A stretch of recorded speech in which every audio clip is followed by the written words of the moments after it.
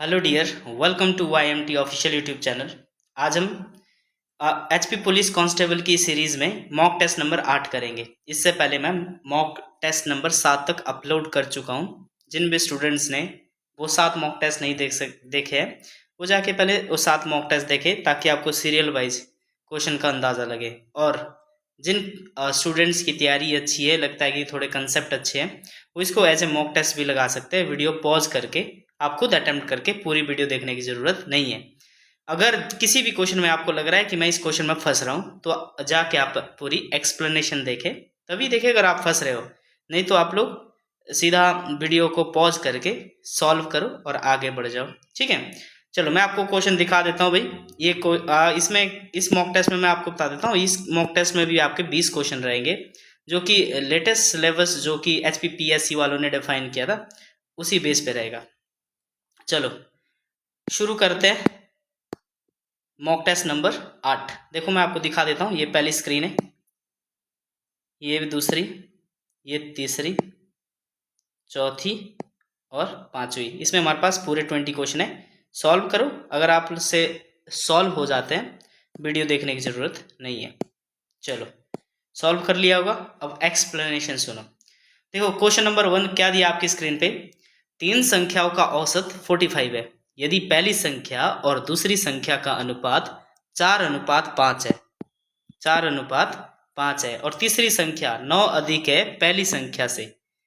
तो तीसरी संख्या क्या है? 4, 5, 9। ठीक है, यहाँ पे देखो ये होल नंबर में दिख रहे हैं, मुझे लग नहीं रहा कि होल नंबर में आंसर आएगा, फिर भी देख लेते हैं। अप्रोक्सी हो सकता है इन्होंने लगभग में क्वेश्चन पूछ लिया हो। चलो क्या हो रहा है, 3 संख्याओं का औसत 45 है। मैं आपको पहले बता देता हूँ औसत का कंसेप्ट क्या होता है। देखो औसत क्या होता है, औसत क्या होता है? सभी संख्याओं का योग बटे कुल संख्या है n। कितनी हमारे पास संख्या है, ठीक है। यानी एवरेज बराबर क्या होता है हमारे पास? संख्याओं का योग बटे टोटल नंबर ऑफ कितने टोटल नंबर है ना। यहाँ पे आप सम भी निकाल सकते हैं, योग भी निकाल सकते हैं। तो योग क्या आ सकता है? योग क्या आ सकता है हमारे पास? जितना हमारे पास औसत है मल्टीप्लाई बाय कितनी संख्या है, इस तरह से हम लोग क्या निकाल सकते हैं? योग। तो इस कंसेप्ट पे ये क्वेश्चन बेस्ड है। देखो यहाँ पे क्या बोल रहा है, 3 संख्याओं का औसत 45 है, तो इन 3 संख्याओं का योग कितना आ जाएगा बोलो जरा। तो योग आ जाएगा हमारे पास, बोलो 3 संख्याओं का औसत कितना है? 45। संख्या कितनी है? 3। तो टोटल योग कितना आ जाएगा? 135। अब अकॉर्डिंग टू क्वेश्चन क्या बोल रहा है, यदि पहली संख्या और दूसरी संख्या का अनुपात 4:5 है। यहाँ पे देखो 3 संख्या है, एक संख्या, दूसरी संख्या और तीसरी संख्या, जिसमें पहली और दूसरी संख्या का अनुपात कितना दिया है? 4:5। इसको संख्या मान के चलते हैं तो ये आ जाएगा 4x और ये कितना? 5x। अब बोल रहा है कि तीसरी संख्या 9 अधिक है पहली संख्या से। ठीक है भाई, पहली संख्या से तीसरी संख्या कितनी अधिक है? 4x। इससे 9 अधिक है, तो तीसरी संख्या ये आ गई। अब देख लो इन दोनों को, देख लो अगर योग देख लो इसका, तो तीनों संख्याओं का योग कितना आ जाएगा बोलो? 4x plus 5x plus 4x plus 9, ये भी योग है। और योग कितना दिया है? 135। तो देख लो 4x 5x 9x, 9 और 4 कितना? 13x प्लस 9 बराबर कितना?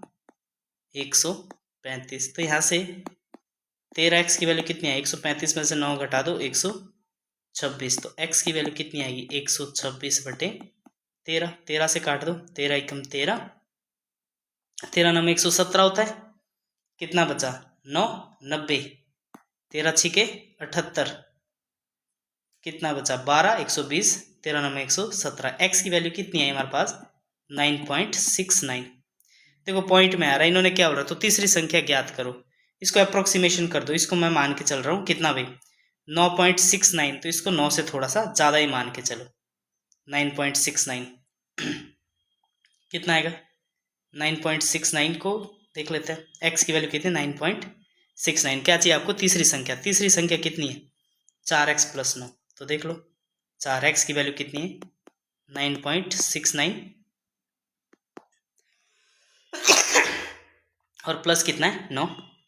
देखो इसको जोड़ लो, 4 9 में 36 का 6 और यहाँ पे 3, 6 चौके 24 और 3 27 का 7, 2 4 9 में 36 और 2 38.76 प्लस 9, इसको जोड़ देते हैं, कितना आएगा, जोड़ दो, कितना आएगा, 38 और 10 48 होता है, तो ये थोड़ा सा कम हो जाएगा, 47.76 ये आ रहा है इसका आंसर, जो कि अप्रोक्सीमेशन कर सकते हैं आप कितना, 48। इसमें आंसर कितना आना चाहिए, 48। इन्होंने एक से एग्जैक्ट आंसर है 47.76 है ना, तीसरी संख्या, लेकिन ये कितना आ रहा है अप्रोक्सीमेशन, क्योंकि संख्या हमारे पास क्या है, पॉइंट में नहीं दी है, तो इसको अप्रोक्सीमेशन कर दिया, ऑप्शन नंबर सी। ठीक है, ये था क्वेश्चन, कंसेप्ट ये था, औसत ये होता है, तो आप लोगों को क्वेश्चन पूरा समझ आ गया होगा। चलो अगली क्वेश्चन की ओर बढ़ते हैं भाई।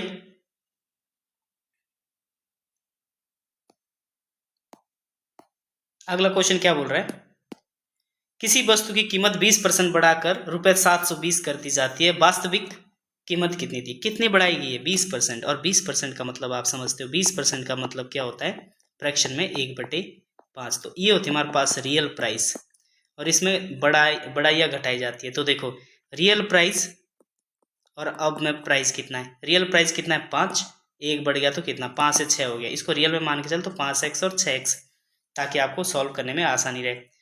अब यहाँ पे बढ़ाकर कितनी हो जाती है 720, हमारे पास कितना होता है 6x, तो 6x की वैल्यू कितनी है 720, काट दो, x की वैल्यू कितनी आएगी 12 6 72 120, तो 5x की वैल्यू कितनी आएगी 5 × 120, तो 12 पंजे 60 यानी 600। एक तो आप ऐसे कर सकते हो, ठीक है। एक आप मान के चलो कोई भी संख्या अगर स्टार्टिंग में कितनी होती है, वो खुद की क्या होती है 100%, अगर आपको इतना पता हो कोई भी संख्या कितनी होती है 100%, तो रियल प्राइस आपका ये है, वास्तविक प्राइस कितना है 100%। अब इसमें क्या की गई भाई 20% की बढ़ोतरी की गई है, तो संख्या कितनी हो जाएगी 120%। ये बोल रहा है 120% बढ़ाने के बाद कितनी हो जाती है 720, लिख दिया। तो 1% यहाँ से निकाल सकते हैं, बिल्कुल निकाल सकते हैं, 720/120। आपको क्या चाहिए रियल प्राइस, यही तो चाहिए, वास्तविक कीमत कितनी थी 100%, तो इसको 100 से गुणा कर दो, सॉल्व करो, 0 से 0, 12 एकम 12, 12 छिके 72, तो कितना 6 × 100 कितना 600, अभी भी कितना है आंसर 600। तो ये रहा भाई क्वेश्चन नंबर 2। अगली क्वेश्चन की ओर बढ़ेंगे, क्वेश्चन नंबर 3, ये रहा आपकी स्क्रीन पे क्वेश्चन नंबर 3, सॉल्व करने की कोशिश करो। देखो ये क्वेश्चन बहुत अच्छा है भाई, टाइम एंड वर्क का है, इसका कंसेप्ट सीख लो पूरा। क्या बोल रहा है, ए और बी किसी काम को 12 दिन में करते हैं, बी और सी उसी काम को 18 दिन में करते हैं, और ए और सी उसी कार्य को 15 दिन में करते हैं। अकेले सी इस कार्य को कितने दिन में करेगा, अकेला सी। यहाँ पे देखो थोड़ा सा मैं आपको ये बना देता हूँ, ए प्लस बी किसी काम को कितने दिन में करता है भाई 12 दिन में, बी प्लस सी उसी काम को कितने दिन में कर सकता है 18 दिन में, और सी प्लस ए उसी काम को कितने दिन में कर सकता है 15 दिन में। तो 15 18 और 12 का एलसीएम लिखोगे तो 15 और 18 दोनों, 18 और 15 का एलसीएम 36 18 3 54, 18 चौके 72, 18 पंजे 90, लेकिन 12 90 से नहीं कटता, 6 से कट जाता, तो 90 दूना 180, तो इसका एलसीएम ले लो। टोटल वर्क कितना है हमारे पास, इसका एलसीएम 180, ठीक है। अब देखो ये डे होता है, एफिशिएंसी निकाल दो, एफिशिएंसी क्या होता है टोटल वर्क बटे डे।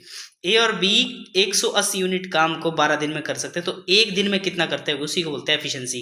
एफिशिएंसी का मतलब होता है किसी व्यक्ति का एक दिन द्वारा एक दिन में किया गया काम कितना होता है, ठीक है, उसी को बोलता है एफिशिएंसी। एक घंटे में कितना काम किया जाता है, एक दिन में कितना काम किया जाता है, उसी को बोलता है एफिशिएंसी। ए और बी को 180 यूनिट काम करने के लिए 12 दिन लगते हैं, तो एक दिन करने के लिए कितना लगेगा, एक दिन में कितना काम करेंगे 180/12 कितना 15 दिन।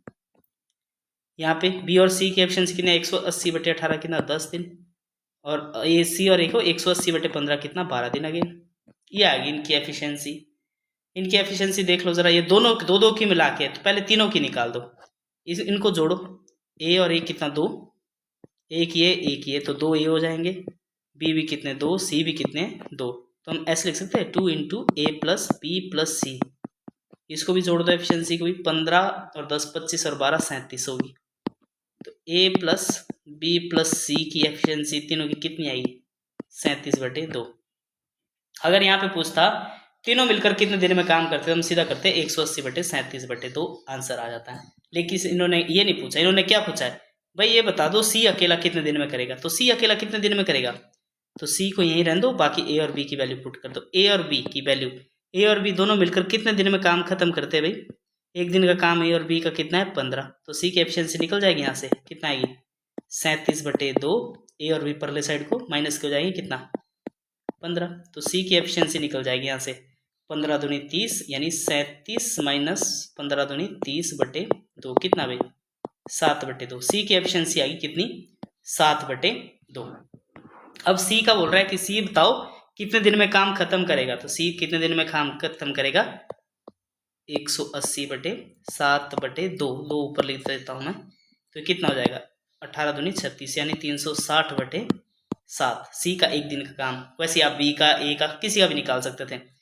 तो देख लो इसको, 7 पंजे 35, 1 7 एकम 7, कितना बचा 3, तो इसको 3/7 लिख देते, नहीं पॉइंट में भी लिख सकते हो आप, 51 से 3/7। Option number E is the right answer. ये मैंने बनाया क्योंकि ऑप्शन मुझे लगे थे कि गड़बड़ है कुछ, है ना। तो ये रहा भाई। इसी तरह से अगर बी अकेला पूछता तो ए और सी का घटा देते, ए और सी का कितना भाई सी और ए 12 घटा देते। अगर कल के लिए ए पूछता तो बी और सी का घटा देते, ठीक है। जो भी पूछता यहाँ से हम निकाल लेते हैं, ठीक है। एफिशिएंसी आपको निकालनी आनी चाहिए। यही क्वेश्चन आपका 2016 में भी पूछा गया था भाई, ठीक है। मतलब यही क्वेश्चन है, इसका कंसेप्ट पूछा गया था, इस टाइप का क्वेश्चन है ना, आपको ये क्वेश्चन आना चाहिए। और जब भी ये क्वेश्चन पेपर में दिखे तो पहली गो में इसको नहीं करना है क्योंकि टाइम लेगा ही, ठीक है। चलो अगला क्वेश्चन देखो, क्वेश्चन नंबर 4। एक वस्तु पर 25% छूट देने के बाद दुकानदार को 20% का लाभ होता है। यदि अंकित मूल्य 800 रुपये तो वस्तु का लागत मूल्य ज्ञात करो। लागत मतलब क्रय मूल्य ज्ञात करना है। देखो एमपी और सीपी में क्या रिलेशन होता है, एमपी वर्सेस सीपी। देखो एमपी पे अगर आप छूट दे के कुछ सामान बेचोगे तो भी क्या होता है एसपी। सीपी में लाभ या हानि कमा के कुछ करोगे तो भी ये भी क्या होता है एसपी। तो एमपी में कुछ छूट दोगे, सपोज दैट 800 की वस्तु है, 10% की छूट दी, छूट के बाद कोई चीज बेची जाती है। क्रय मूल्य पे भी कोई चीज लाभ या हानि कमा के ये भी क्या हो जाती है बेची जाती है। तो दोनों चीजें कहाँ पहुंच जाती है सीधी एसपी पे। तो एसपी पे रिलेशन हम लोग ड्राइव कर सकते हैं। मैं आपको ड्राइव करके दिखा देता हूँ, देखो कैसे होता है। ये हमारे पास एमपी है ना, इसमें एमपी है, इसमें मैंने कुछ छूट दे दी x% की, ठीक है। तो ये क्या बन गया एसपी। वही ये हमारे पास क्या सीपी, इस पे मैंने कुछ लाभ कमा लिया, हानि भी हो सकती है, अकॉर्डिंग टू क्वेश्चन चलना है। तो ये भी क्या होता है एसपी। अगर राइट हैंड साइड बराबर है तो इसकी लेफ्ट हैंड साइड भी बराबर होगी। तो M P into 100 minus x/100 बराबर कितना सीपी इंटू 100 प्लस x/100। यहाँ से 100 से 100 कैंसिल आउट, एम पी यहाँ से सी पी उठाओ इसके बटे में बराबर कितना, यहाँ पे 100 प्लस एक्स अपनी जगह और 100 माइनस एक्स। कहने का मतलब आपने सिर्फ ये एम पी सी पी का रिलेशन ये याद रखना है, ये बाकी मैंने आपको ड्राइव करके दिखा दिया कि आया कहाँ से था ये सी पी और एम पी का रिलेशन, ठीक है। तो ये क्वेश्चन बहुत इंपॉर्टेंट है भाई, देखो यहाँ पे कंसेप्ट ये आ गया निकल के। चलो इसको मैं सॉल्व करता हूँ। फॉर्मूला ये याद रखना आपने, एम पी क्या होता है 100 जितना प्रॉफिट हुआ है, और सी पी क्या होता है 100 माइनस जितना आपका छूट दिया है। क्वेश्चन हमेशा इसी फॉर्मेट में पूछा जाएगा कि इतने परसेंट छूट देने के बाद भी इतने परसेंट का लाभ होता है। यदि सीपी इतना है तो एमपी बताओ, यदि एमपी इतना है तो सीपी बताओ, बस यही क्वेश्चन पूछेंगे, यहाँ से बाकी कोई क्वेश्चन नहीं आएगा। चलो पूरा कंसेप्ट आपको समझ आ गया होगा। तो यहाँ पे क्वेश्चन देखते हैं अब। क्वेश्चन क्या है, एक वस्तु पर 25% छूट देने के बाद दुकानदार को 20% का लाभ होता है। यदि अंकित मूल्य 800 है तो वस्तु का लागत मूल्य क्रय मूल्य ज्ञात करो। तो आपको पता है एमपी अपॉन सीपी क्या होता है 100 प्लस लाभ बटे 100 माइनस छूट %। बस आपने ऐसे याद रखना है इसको। तो एमपी बटे सीपी कितना हो गया हमारे पास, यहाँ पे लाभ की जगह हानि होगा तो यहाँ पे माइनस होगा, ठीक है भाई। तो यहाँ पे देखो एमपी कितना आएगा भाई 100 प्लस लाभ कितने का हुआ 20% का डिवाइड बाय 100 माइनस छूट की कितनी दी थी 25 की, तो रेशो कितना आ गया 120/75। बस एमपी कितना है 120 यूनिट, तो सीपी कितना है 75 यूनिट। अब हो रहा है 120 यूनिट की वैल्यू, एमपी कितना दिया हमारे पास 800, ठीक है। या आप यहाँ पे एमपी की वैल्यू याद रख सकते हो और उसको कैलकुलेट कर सकते हो 800। तो एक यूनिट की वैल्यू कितनी आएगी भाई बोलो 800 बटे 120। आपको किसकी चाहिए थी 75 यूनिट की। बस ये सॉल्व करो, 0 से 0 किससे कट रहा है 3 से कट रहा है, 4 तिये 12 और 25 तिये 75, 4 से काटो 4 एकम 4, 4 दूनी 8, 20, तो कितना है आंसर भाई? 20 गुणा 25 यानी 25 दूनी 50, 500, यह आया 500। तो कॉस्ट प्राइस कितना है इसका? 500। समझ आया? चलो नेक्स्ट क्वेश्चन भाई, क्वेश्चन नंबर फोर्थ हो गया। एक समभुज चतुर्भुज यानी रोम्बस, समभुज नहीं होता है, समचतुर्भुज होता है। इसका जो स्ट्रक्चर होता है कुछ इस तरह से होता है, ठीक है, ये होता है, काइट टाइप की शेप होती है। ये थोड़ा सा समांतर चतुर्भुज बन गया, ऐसा नहीं होता है। समचतुर्भुज का फॉर्मेशन कैसे होता है? ये हमारे पास इस तरह से होता है, ठीक है।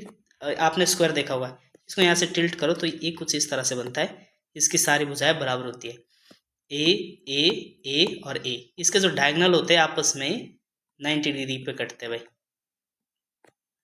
ठीक है। तो देखो ये सपोज दैट ये D1 है, ये हमारे पास D2 है, ठीक है। और इसके जो डायगोनल हमेशा 1:1 में कटते हैं। तो इसका जो एरिया होता है, बस एरिया देख लो क्या होता है, 1/2 डायगोनल 1 मल्टीप्लाई बाय डायगोनल 2। तो 1/2 डायगोनल 1 की लेंथ कितनी दी है? देखो D1 हमारे पास दिया है 18 सेंटीमीटर और D2 डायगोनल विकर्ण कितना दिया है? 24। तो इसको सॉल्व करो, 18 गुणा 24 काट दो, 9, 24 9 में कितना होता है? 9 दूनी 18, 180, 4 9 में 36, कितना है? 6 8 3 11 का 1 हाथ से लिख, 216 centimetre square. Option number A, ये राइट है इसका, ऑप्शन नंबर ए। समझ आया? चलो नेक्स्ट क्वेश्चन देखो भाई, ये था आपका समचतुर्भुज का। एक डेटा सेट के मान है 4 8 6 5 3 4 8। इसका माध्य ज्ञात करो। क्या निकालना है? माध्य, माध्यिका और बहुलक निकालना है, ठीक है भाई। आपको पता है माध्य क्या होता है? सभी प्रक्षणों का जोड़ बटे कुल योग बटे कुल संख्या, ये होता है। तो निकाल लो, क्या दिया है? 4 8 6 5 3 4 8। आप यहाँ से भी आइडिया लगा सकते हो, बहुलक होता है रिपीटेशन मोड। तो रिपीटेशन 4 कितनी बार रिपीट हो रहा है? 2 बार, 8 भी 2 बार। तो 4 8 4 8 नहीं, यहाँ से नहीं निकाल सकता, पूरा सॉल्व करना पड़ेगा, है ना। तो यहाँ पे देखो 5.4 5.4 5 4 5.4 5 और 8। अगर इन दोनों में से ऑप्शन हुआ कोई तो ये फिर ऑप्शन नहीं निकल पाएगा, ठीक है। फिर भी मैं आपको सॉल्व करके बताता हूँ। ऑप्शन पता नहीं मैच हो गए कि नहीं हो गए, मुझे पता भी नहीं लग रहा है, ठीक है। चलो देखते हैं, जोड़ दो कितना है। पहले इनका योग ये निकाल देते हैं हम, माध्य है। क्या निकालते हैं सबसे पहले? मीन, माध्य। तो माध्य क्या होता है? इनका जोड़ करो, 8 और 4 12 और 6 18 और 5 23 और 3 26 और 4 30 और 8 38 बटे कितनी संख्या? 1 2 3 4 5 6 7 7। तो कितना आएगा? 7 पंजे 35 और कितना होता है? 30, 7 चौके 28, 2 करते रहो, 5.4 के आसपास आएगा। 5.4 5.4 मतलब ये तो, ये देखो दोनों ही ऑप्शन हो सकते हैं, ए बी और बी भी, क्योंकि बहुलक 4 भी हो सकता है और 8 भी हो सकता है, ठीक है। और ये बीच में भी क्या आ रहा है? 5 ही, ठीक है। तो हम पूरा करते हैं। अब इसका माध्य हो गया, माध्य निकालो क्या होगा? माध्य क्या होता है? पहले इनको सीरियल वाइज में लिखो। सीरियल वाइज सबसे छोटा कौन सा है? 3, उसके बाद 4 2 बार रिपीट होता है, उसके बाद 5 है, उसके बाद 6 और उसके बाद 8 2 बार रिपीट होता है। कितनी संख्या है? 1 2 3 4 5 6 7, 1 2 3 4 5 6 7। तो इसकी बीच वाली संख्या माध्यक होता है 5। तो माध्यक कितना है भाई हमारे पास? 5। अब बहुलक यहाँ पे 2 है। कौन कौन से? देखो 4 भी 2 बार रिपीट हो रहा है, 8 भी। तो यहाँ पे बहुलक कितने? 4 और 8 दोनों ही है। तो इसका तो देखो माध्य कितना आएगा? 5.4। माध्य कितना आएगा? 5। और बहुलक कितना आएगा? 4 और 8। तो ये दोनों ही ऑप्शन हो सकते हैं, दोनों ही सही है। पेपर में ऐसा नहीं आता, पेपर में एक ही कोई ऑप्शन चूज करना पड़ेगा आपको, ठीक है। चलो नेक्स्ट क्वेश्चन की ओर बढ़ेंगे भाई हम लोग। Question number 7। क्वेश्चन नंबर 7 क्या बोल रहा है? 3:2 में दूध और पानी का मिश्रण है। यदि 10 लीटर पानी मिलाया जाए तो नया अनुपात 3:4 हो जाता है। प्रारंभिक मात्रा कितनी थी? सपोज दैट हमारे पास एक कंटेनर है भाई, ठीक है। इसमें हमारे पास मिल्क और वाटर का कुछ कॉन्स्टिट्यूशंस है। देखो इसमें कितना मिल्क और वाटर है, बस ये बताना आपने कि इसमें पहले कितना पानी और वाटर कितने लीटर था, ठीक है। यहाँ बोल रहा है कि देखो हमारे पास एक मिल्क है, एक हमारे पास वाटर है। पहले किस अनुपात में था? 3:2 में। ठीक है, अब क्या गया, यदि 10 लीटर पानी मिलाया जाए, इसमें क्या मिलाया गया? पानी मिलाया गया। क्या मिलाया गया? पानी। कितना? 10 लीटर। तो नया अनुपात किस में हो गया भाई? 3:4 हो गया। दूध और पानी का जो अनुपात हो गया 3:4 हो गया। मुझे ये बताओ क्या मिलाया गया है? पानी।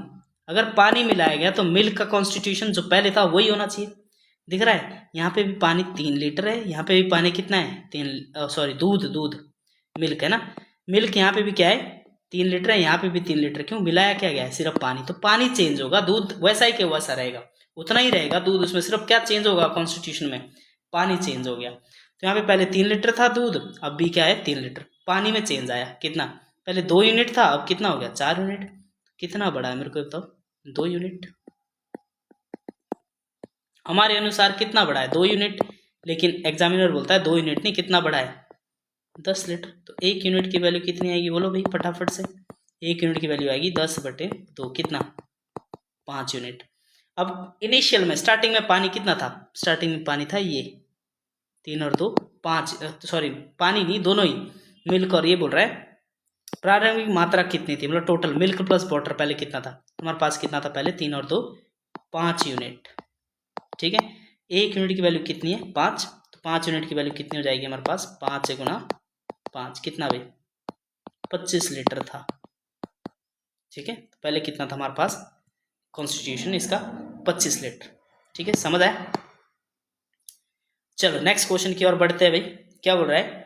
दो वृत्तों के केंद्र के बीच की दूरी 13 सेंटीमीटर है। पहले वृत्त की त्रिज्या 12 सेंटीमीटर और दूसरे का 5 सेंटीमीटर है। इनका डायरेक्ट कॉमन टेंजेंट कितना होगा? देखो दो फॉर्मूले आपको पता होने चाहिए। अगर दो वृत्त है तो इसमें दो टाइप की, एक होता है हमारे पास direct common tangent. Direct common tangent मतलब वृत्त के दो हिस्से को टच करता है, इसको बोलते हैं डायरेक्ट कॉमन टेंजेंट। एक होता है हमारे पास ट्रांसवर्स कॉमन टेंजेंट, मतलब इस तरह से छूता है ये एक दूसरे को। ठीक है, इसका फॉर्मूला याद रखना। जब डायरेक्ट कॉमन है उभयनिष्ठ, इसको क्या बोलते हैं? उभयनिष्ठ कॉमन टेंजेंट। टेंजेंट को पता नहीं क्या बोलते हैं हिंदी में। ठीक है, स्पर्श रेखा, उभयनिष्ठ स्पर्श रेखा, स्पर्श रेखा ये होती है। और ये दूसरा होता है, इसका फॉर्मूला याद रखना। इसकी लंबाई क्या होती है? Direct common tangent under root. इसको याद रख लेना सीधा। यहाँ से अगर हमारे पास सेंटर की दूरी है d और ये हमारे पास अपोजिट r1 और ये हमारे पास कितना है? r2। तो हमेशा याद रखना d² बराबर होता है, सॉरी d² बराबर नहीं होता है। इसका फॉर्मूला होता है डायरेक्ट कॉमन टेंजेंट बराबर होता है d² minus r1 minus r2 का स्क्वायर। अगर यही इस तरह से आ जाए भाई, है ना,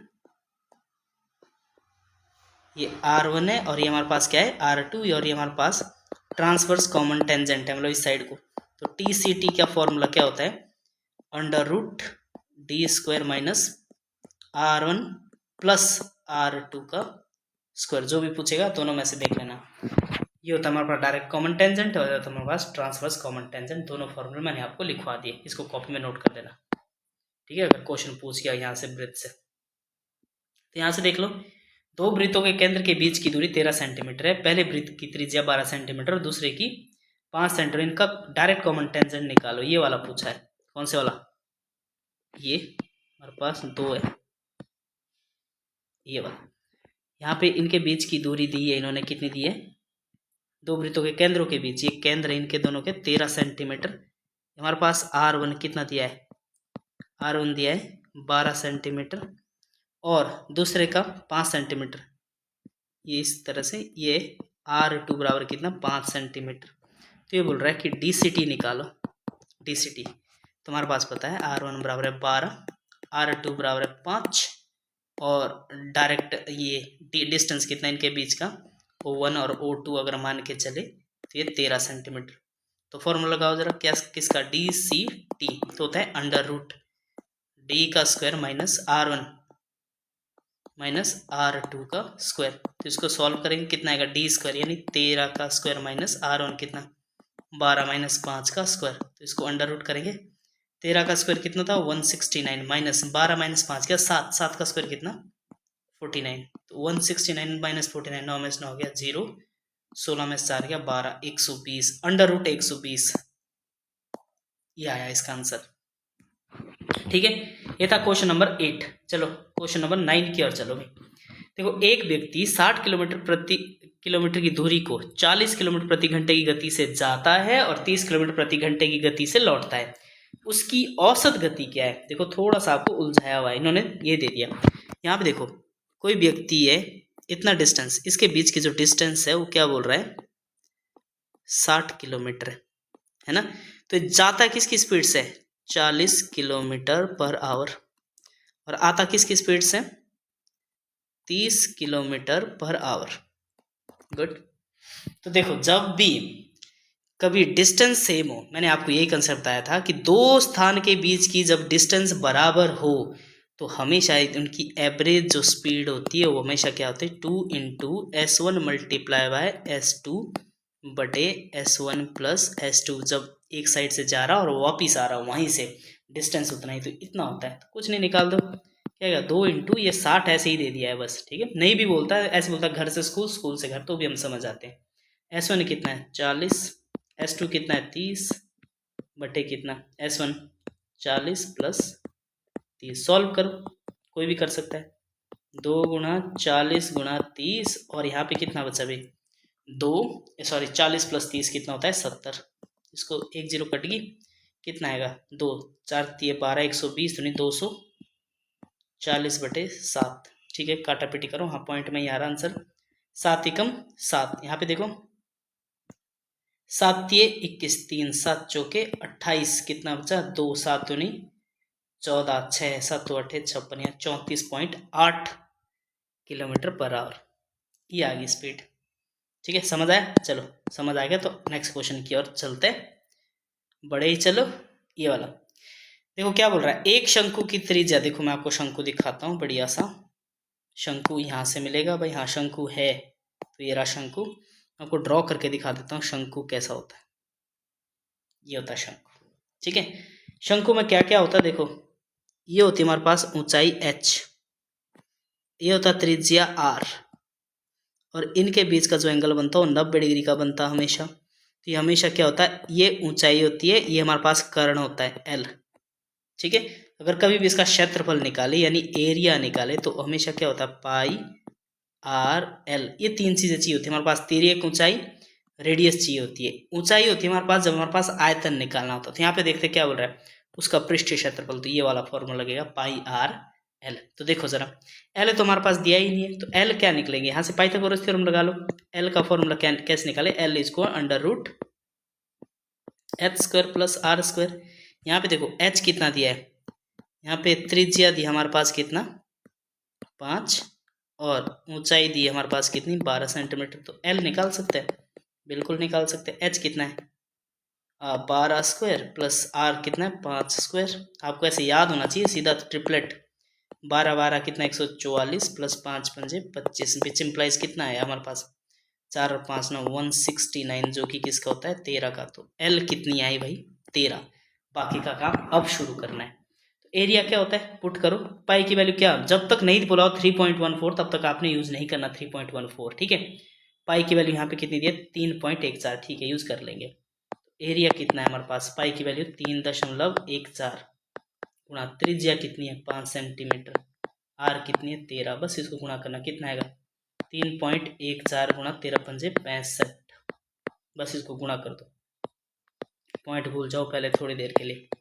5 चौके 20, 2 5 और 2 7 और 5 3 1570 आ गया। 6 से करो, 6 चौके 24 का 4, 2 6 एकम 6 और 2 8 और 6 3 18। सॉल्व करो, 7 और 4 11 का 1 हासिल 1, 8 और 5 13, 1 14 का 4 हासिल 1, 8 और 10 की 0 हासिल 1, 204.1। कितना है इसका आंसर 204.1 सेंटीमीटर स्क्वायर। तो option number A is the right answer, 204.1 answer है ना। तो इसमें से कोई नहीं था भाई, तो मैंने यहाँ पे लिख दिया था अलग से 204.1%। चलो क्वेश्चन समझ आ गया होगा, क्वेश्चन ज़्यादा टफ नहीं है भाई, चलो मिट गया सारा भाई। अब देखो क्वेश्चन नंबर 11। एक कंपनी के 5 वर्षों के प्रॉफिट प्रतिशत इस प्रकार है। यदि ये है भाई DI, ये कौन सा क्वेश्चन है, डाटा इंटरप्रिटेशन। क्या बोल रहा है, 5 वर्षों का, तो 5 वर्ष का कब कब, 2018, 2019, 2020, 2021, 2022 में। देखो 2000 का ऑफ 20 में कितना परसेंट प्रॉफिट होता है, 20%, और 2019 में 25%, और 2020 में कितना है, 10% प्रॉफिट, 2021 में 30% प्रॉफिट है, और 2022 में हमारे पास 15% प्रॉफिट। तो कुल प्रॉफिट कितना परसेंट हुआ। अब बोल रहा है यदि प्रत्येक वर्ष निवेश कितना है भाई, 10,000 रुपये, तो कुल प्रॉफिट कितना होता है, तो 10,000 का प्रत्येक वर्ष है ना 10,000, तो या तो 10,000 का पहले 20% निकालो, कितना आएगा हमारे पास 2,000, ठीक है। 25% निकालोगे तो कितना आएगा 2,500, कितना आएगा भाई,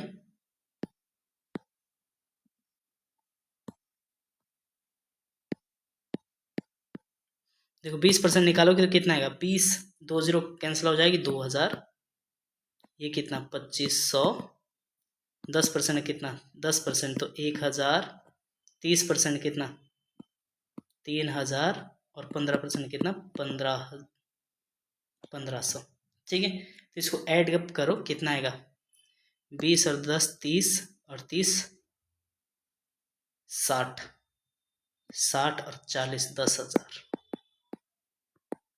एक तो ये कंसेप्ट रहा, बहुत डिटेल कंसेप्ट, नहीं तो आप सीधा निकाल सकते हो क्या भाई, 20 इनको जोड़ देते सीधा परसेंट, 20 और 25, या 20 और 10 30, 30 और 30 60, 25 और 15 40, यानी 100% प्रॉफिट हुआ इसको टोटल में, तो इसका 100% निकालना था।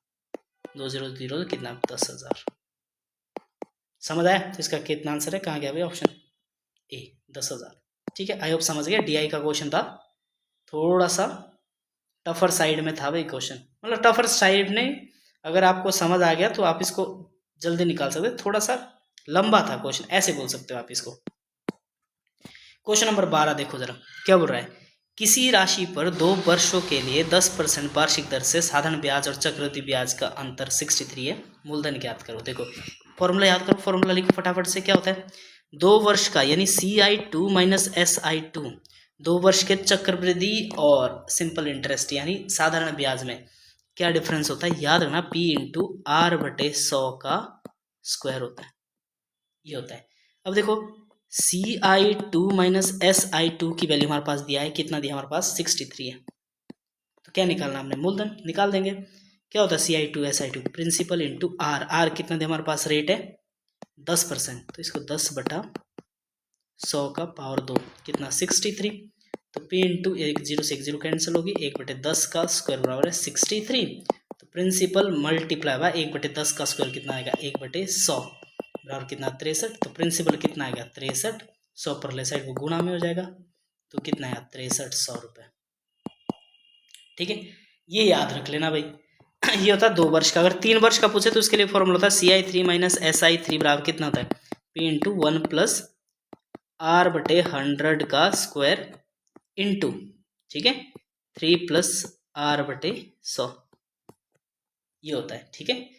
पर 3 वर्ष का नहीं पूछेगा, 2 वर्ष का बहुत है, 2 वर्ष का ध्यान रख लेना ये वाला, ठीक है, ये वाला फॉर्मूला याद रख लेना, 3 वर्ष का बहुत रेयर है, पूछता है डिफरेंस, ठीक है।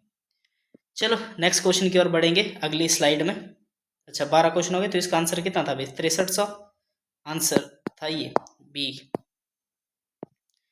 क्वेश्चन नंबर 13, एक साधारण पासे, पासा समझते हो, पासा डाइस, डाइस कैसा होता है भाई, देखो मैं डाइस दिखा देता हूँ आप लोगों को। डाइस कुछ इस तरह का होता है, जिससे आप लक्की 7 खेलते हैं या फिर आप लूडो खेलते हैं, उसको डाइस बोलते हैं।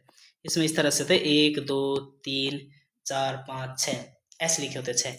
अगर इसको एक बार रोल करेंगे तो देखो, अगर रोल करेंगे तो क्या आ सकता है, या तो 1 आ सकता है, या 2 आ सकता है, या 3 आ सकता है, या 4 आ सकता है, या 5 आ सकता है, या 6 आ सकता है, कभी 7 आ सकता है। 7 है ही नहीं इसमें डाइस में, तो 7 कहाँ से आएगा, तो यही 3 संख्याएं 6 संख्याएं आ सकती है, तो कुल हमारे पास परिणाम कितने हो सकते हैं 6, अगर एक बारी में फेंकी जाए। अगर 2 बारी फेंके जाए तो कुल परिणाम हमेशा याद रखना, डाइस में क्या होते हैं 6 की पावर n। जितनी बार फेंका जाए, एक बार फेंका जाएगा तो परिणाम कितने आएंगे 1। 2 बारी फेंका जाएगा तो 6 स्क्वायर कितना 36। 3 बारी फेंका जाएगा तो कितना 216। इतना तो हमारे पास नहीं पूछेगा कभी भी, सिर्फ यहाँ इसको 2 को ध्यान रखना है। वैसे पहले वाला ही क्वेश्चन पूछते हैं बार बार, है ना। दूसरा भी थोड़ा टफ हो जाता है निकालने के लिए। ये +1 +2 का कंसेप्ट है, 10th बेस है तो मतलब यहाँ तक आएगा, ठीक है। चलो करते हैं इस क्वेश्चन को। अब यहाँ पे बोला जाए अगर एक डाइस को रोल किया जाता है, फेंका जाता है एक बार, उस पर प्राइम नंबर आने की संभावना क्या है। प्राइम संख्या इन्होंने बोला हुआ है 2, 3, 5 आने की संभावना कितनी है। तो देखो 3 है, तो इसमें प्राइम संख्या कितनी बार आ सकती है 2, 3, 5। तो कितनी बार आ सकती है 3 बार, टोटल कितने 6। तो इसकी प्रायिकता कितनी होगी हमारे पास, बोलो। P of prime, probability of prime number कितना आएगी 1/2 आंसर, ठीक है। इसमें से बोल सकता है कि भाई ये बताओ इवन नंबर आने की प्रायिकता कितनी है। तो इवन नंबर कितने 1, 2, 3, 3/6, ये भी 1/2, ठीक है। इसकी संभावना क्या है कि नंबर 3 का मल्टीपल हो, तो एक तो 3 और एक 6, 2/6 कितना 1/3, इस तरह से आ सकता है, कुछ भी पूछ सकता है। तो एक डाइस को अगर एक बार रोल किया जाता है तो आपने सैंपल स्पेस याद रखना क्या क्या आ सकता है, 1, 2, 3, 4, 5 और 6, इसके बाहर कुछ नहीं आएगा, ठीक है। चलो ये था भाई आपका क्वेश्चन इससे रिलेटेड। अगला क्वेश्चन देखेंगे हम लोग, क्वेश्चन नंबर 14। क्या दिया है, दशमलव संख्या 0.73 का भिन्न में व्यक्ति। ये तो आपको क्वेश्चन आ गया होगा, ठीक है। 0.73, तो 0.73 बार है रिपीटेड, इसको हम कैसे लिख सकते हैं 0.73, 73, 73 एंड सो ऑन, ठीक है। इस रिपीटेड मोड को तोड़ने के लिए हम लोग उसके ऊपर क्या लगा देते हैं बार। इसको लिखते कैसे, ये आएगा 0.73 बार था इसके ऊपर, तो जितने बार थे उतने क्या लगा दो इसमें 99, पॉइंट हटा दो, तो इसका आंसर कितना आएगा 73 लिखोगे, जितनों के ऊपर बार है उतने 99। 100 मत लिख देना, यहाँ पे देखो 73/100 भी है, तो ये ऑप्शन नहीं हो सकता। क्या होगा, और जब बार हो, अगर ऐसे लिखा होता 0.73 तब ठीक था, ये 73/100, लेकिन जब बार हो तो इसका लिखता है 73/99। ध्यान रखना ऑप्शन ए है ना कि सी है। ये डेसिमल टू फ्रैक्शन में कन्वर्ट करना होता है भाई इसको, है ना।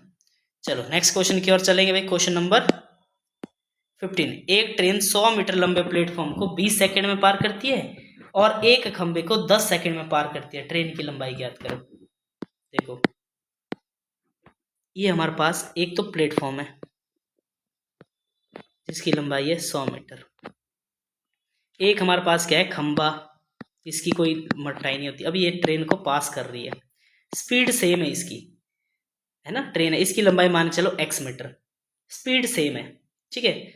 जब ये इसको पार करेगी तो स्पीड तो वही रहेगी, जब इसको पार करेगी तो भी स्पीड वही रहेगी। स्पीड हम लोग वही मान के चल रहे, तो स्पीड क्या होता है हमारे पास, बोलो। तो स्पीड को कंपेरिजन करना है। स्पीड जब प्लेटफॉर्म को पार कर रही है बराबर होती है स्पीड जब आप एक खंबे को यानी पोल को पार कर रही है, बराबर होती है। तो स्पीड क्या होता है डिस्टेंस अपॉन टाइम। यहाँ पे भी क्या आएगा डिस्टेंस अपॉन टाइम। यहाँ पे देखो जब वो प्लेटफॉर्म को पार कर रही होगी तो टोटल डिस्टेंस कितना आएगा, ट्रेन का डिस्टेंस बटे प्लेटफॉर्म का डिस्टेंस बटे कितना भाई, कितने सेकंड में पार कर रही है 20 सेकंड में, टाइम 20 सेकंड बराबर है। लेकिन जब वो पोल को पार कर रही होगी, जब वो पोल को पार कर रही होगी तो सिर्फ अपनी दूरी तय करेगी ट्रेन। तो ट्रेन की लंबाई कितनी है x और टाइम कितना लगता है इसको 10 सेकंड। बस इसको सॉल्व करना है। और x ही हमने क्या माना है, x माना हमने ट्रेन का डिस्टेंस, तो ये तो बोला ट्रेन की लंबाई मानी हमने x। तो देख लो कितना आएगा भाई, 0 से 0 कट गया, ठीक है।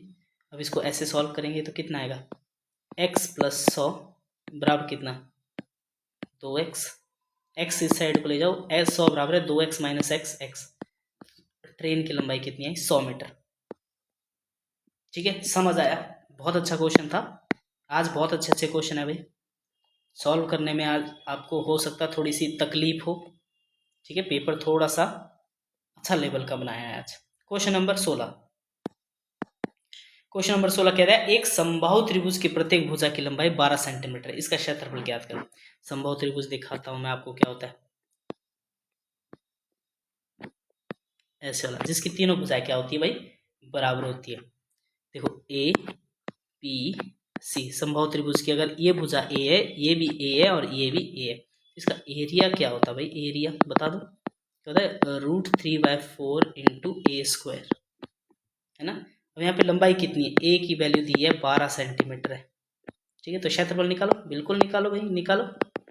कितना है, √3/4 इंटू 12 स्क्वायर, तो इसको हम क्या लिख सकते हैं, √3/4 इंटू 12 × 12, काट दो, तो कितना है, √3 × 12 आती है 36।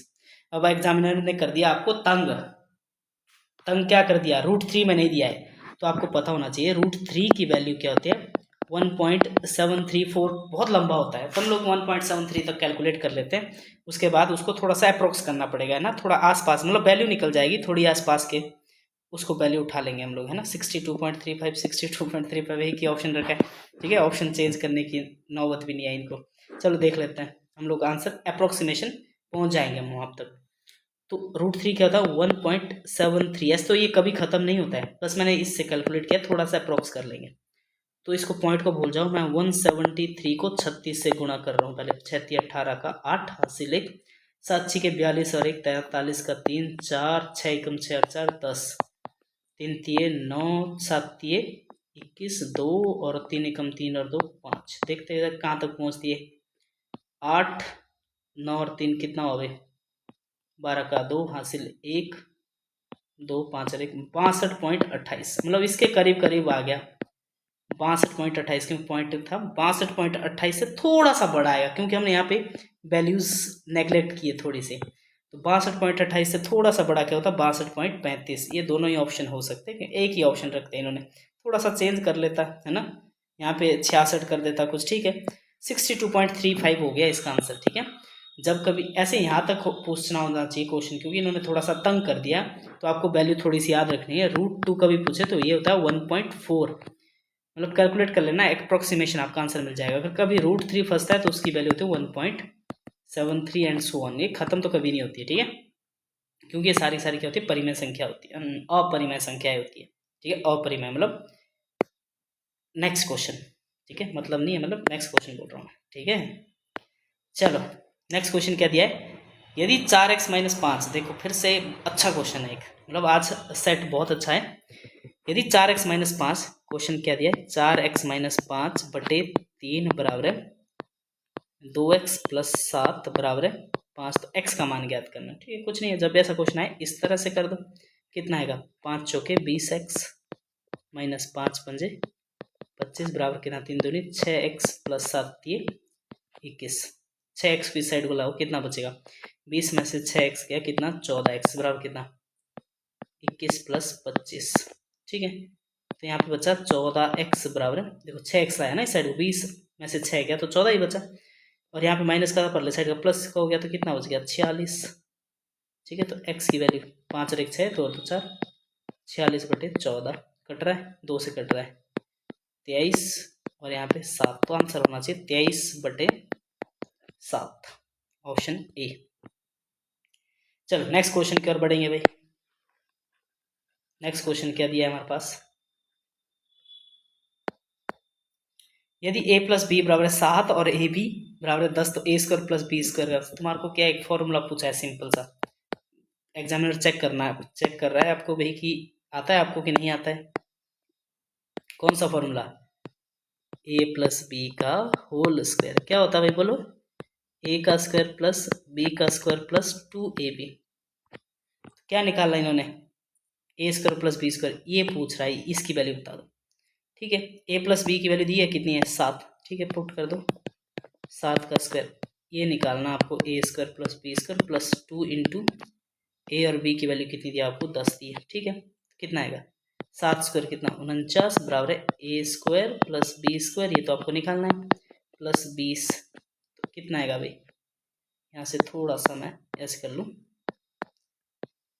a² + b² की वैल्यू कितनी आएगी, 49, ये 20 इस साइड को आएगा -20, तो कितना 4 29, 29 है नहीं ऑप्शन, ऑप्शन नंबर बी। ये तो बहुत सिंपल क्वेश्चन था, बट ये अगर एग्जामिनर में है तुम फंस जाओगे, तुम्हें ये फॉर्मूला याद ही नहीं होगा, याद करके जाना भाई, कुछ भी पूछ सकता है एग्जामिनर, ठीक है। चलो नेक्स्ट क्वेश्चन है, क्वेश्चन नंबर 19, क्वेश्चन नंबर 19 क्या बोल रहा है? अच्छा क्वेश्चन दिया फिर से। देखो, अगर x बराबर कितना दिया है 0.36 बार, बार है दोनों के ऊपर, ठीक है। y बराबर दिया है 0 कितना भाई 6। अब देखना जरा, दोनों में अंतर समझो। 0.36 के ऊपर बार है और 0.6 के ऊपर बार नहीं है, तो इसको कन्वर्ट करो। कन्वर्ट करना आता है, इसका मतलब क्या होता है? पहले क्या लिखो, x की वैल्यू निकाल लेता हूँ मैं, कितना आएगा 36 बटे कितना, जितनों के ऊपर बार है उतने 99। y की वैल्यू कितनी आएगी 6 बटे, देखो इसके ऊपर बार नहीं है तो हम क्या लिखेंगे यहाँ पे 10, ठीक है। अब क्या पूछ रहा है, x बटे y चाहिए आपको, क्या चाहिए x बटा y। तो x की वैल्यू कितनी 36 बटे 99 बड़ा ये y कितना है 6 बटा 10। तो इसको कैसे लिख सकते हैं, 36 बटे 99 उल्टा कर दो 10 बटे 6। अब इसको थोड़ा सॉल्व करेंगे, 6 एकम 6, 6 अच्छी के 36, 3 से कट रहे हैं, 3 दूनी 6, 33।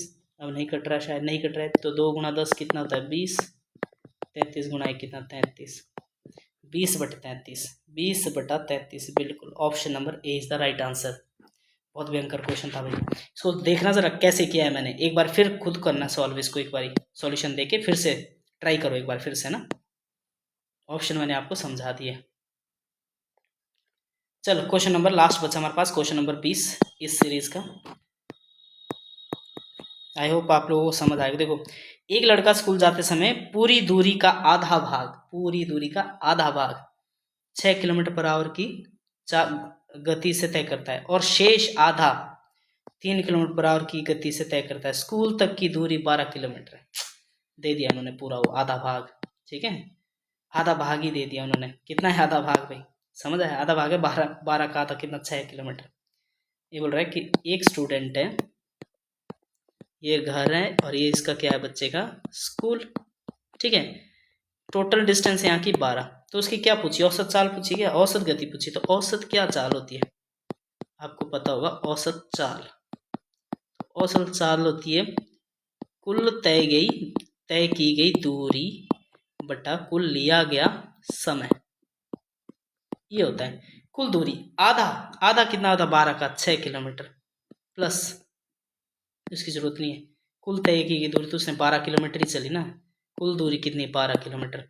अब टाइम नहीं दिया है, टाइम कैसे दिया होगा, speed is equal to distance upon time होता है। तो डिस्टेंस हम निकाल सकते क्या होता है, डिस्टेंस नहीं टाइम निकालना, टाइम क्या होता है डिस्टेंस अपॉन स्पीड।